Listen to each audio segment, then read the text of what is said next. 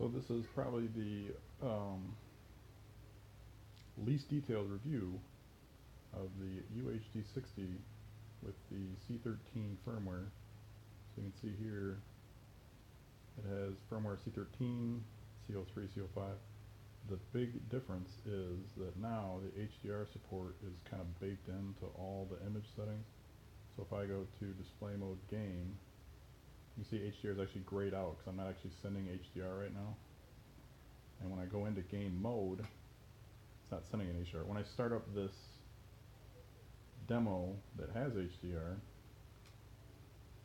you'll see in the upper right corner there's a little HDR box that shows up.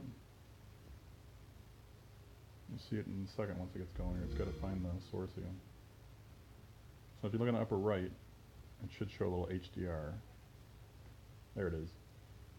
So that little box means it supports HDR. Now all of a sudden, if I go to image settings, I have the option, in fact it's switched over to HDR, I don't have a choice. But if I change the mode, that's interesting. Now it completely locked out game, so I'm stuck in HDR.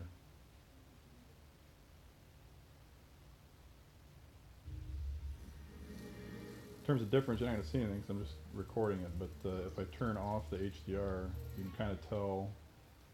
I'll keep flipping it. It's a lot more, it just accentuates the colors and stuff. I'm not an expert by any means, but you can see there's a definite difference with it on and off. I don't know if you can see me flipping it. Oh, you really can't. This is on, and that's off. On, and off. Really, to me, it just kind of increases the contrast. And then 4K, this is just the 4K change. You can't even really tell that too much. Because again, you're looking at a camera recording on 4K on a screen. It's just audio. The big thing to check when you have an Xbox is to go to the display settings, and it will tell you what it does and doesn't support.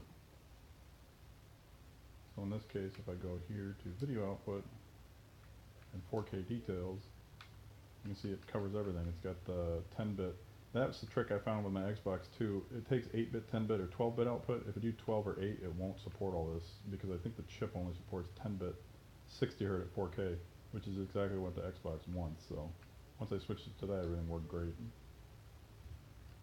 The other changes, let's see here. It does say 3D. I haven't actually got 3D working yet. But I guess I'm locked into HDR when it's got HDR stuff sticking out. I can't switch it. Can't think of anything else.